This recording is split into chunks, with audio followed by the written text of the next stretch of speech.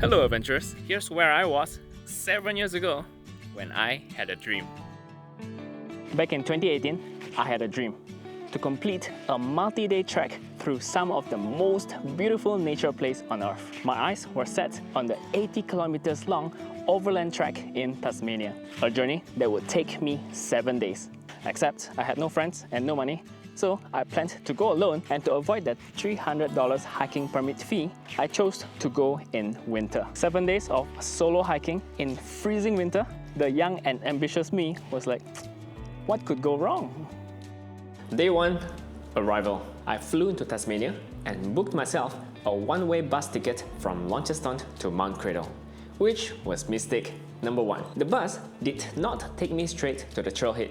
Instead, it kept making random stops along the way because it also catered to day tour passengers. On the bright side, I got free tours.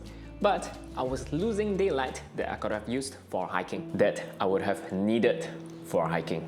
And just when I thought I couldn't be any more late, when we were finally making our final turn towards Mt Cradle, the bus stopped again because the road was closed. Turns out there was a blizzard in the early morning that put out a coat of fresh ice onto the road. So only 4-wheel drive vehicles are allowed.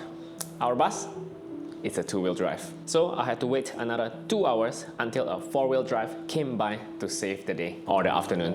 By the time I reached the trailhead, it was 12:30 p.m. The winter sun would set at 5 p.m. which gives me about 4.5 hours to complete the first day's hike. Which brings me to mistake number 2. I knew I was cutting it close, but I went ahead with the hike anyway. According to my route planning, I would only need 4 hours to get to my first campsite, the Waterfall Valley Hut. I was so confident that I could make it that I did not get the PLB that is recommended for all hikers. It's the Personal Locator Beacon, a $40 device that allows you to call for help in emergencies. To my frugal self back then, it was more like, I could save $40 without it. Thankfully, that day I made one very good decision. Might be the only good decision I made the whole trip.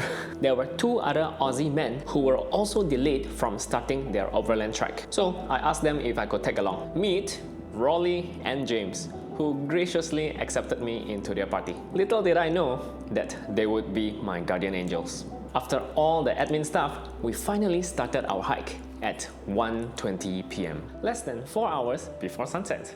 But we were in good spirits and we were confident we could do it. Indeed, there was a recent blizzard, and it must have been a very big one because much of the landscape was beautifully glazed in white. Truly something I've never seen before in my life, let alone hiking through one. As beautiful as it was, the thick snow also made hiking through them treacherous. At some points, the snow were knees deep, and because they are fresh, each time we step on the snow, sometimes we'll collapse and hurt ourselves. Snowshoes would have been nice, but we weren't prepared for this. So our next best option was to trudge through the snow without a 1-horse open sleigh, hoping that the snow wouldn't collapse on us. 3 hours into wading through the snow, the sky was getting dark, and we chanced upon a signboard that says Waterfall Valley Hut, 1 hour away. That's when it dawned on us. Mistake number 3. My 4 hours approximation was based on summer conditions, not winter. We were all already super exhausted from stumbling through the thick snow, but now we cannot stop. The goal wasn't to reach the hut by sunset anymore. It was survival. If we don't reach our campsite before it gets too cold and too dark, the elements may take us. Part of me regretted not bringing the PLB along. I was so afraid I would end up as a human ice sculpture. By the time the sun had set, we were still 1.2 kilometers away from our first campsite. In this last stretch, we had to descend down wooden boardwalks, which would have been easy in summer. But in winter, these are so slippery they are as good as skating rinks. After slipping and falling multiple times, we gave up on walking and started crawling down the slope. It was humiliating, but it worked. Finally, at 6 p.m, all cold and exhausted, knees all bruised, we reached the campsite alive. As the night fell, so did the temperature. Last we measured, it was -7 degrees Celsius. Can you imagine? That was only day 1. I have 70 kilometers more over the next 6 days to go. Whew. Thankfully, the next few days were less dramatic, except on day 3 when I discovered my biggest regret. After a long day of hike, you know what's the best comfort at the campsite? Food. And I did not have enough. So I had to ration my food for the rest of the trip. Then on day 5, things got worse. That morning, we woke up to our food packs with holes in them. Turns out, rats had gotten into them while we were asleep, feasting on the little food that I had left. Suddenly, from having just barely enough food, now I don't have enough. On top of that, the winter cold was relentless. The only thing keeping me warm was the heat from my constant movement. Resting for more than 50 minutes was not an option. Any longer, I would have gone into hypothermia. Okay, there's another thing that kept me warm. It was the companionship of James and Rolly.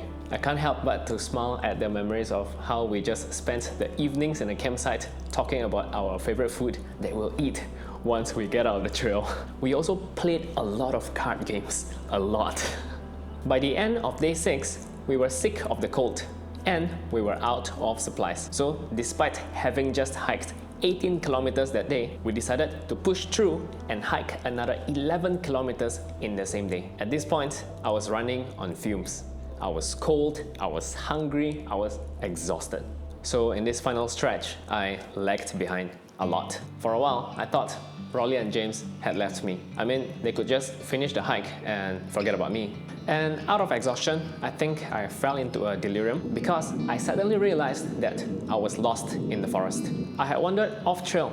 All I see were leaves and branches. There was no path. So I looked around to try to get back into the trail. Thankfully, I found it and eventually I caught up with James and Rolly. Or rather, they stopped and waited for me. That's when Rolly did something that I will never forget. He pulled out a cheese and salami wrap and handed it to me.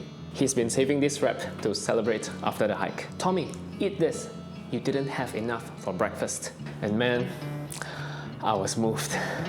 The wrap was cold, dry, and a bit hard to chew. But that single wrap and Rolly's kindness galvanized me. They made me walk in the middle to make sure that I don't die alone in the woods. And sure enough, a while later, we finished the Overland Track together. Beaten, but alive. Rolly and James, if you're watching this, thank you very much. Well, if you've enjoyed this adventure with me, please leave a like and I'll see you in the next video.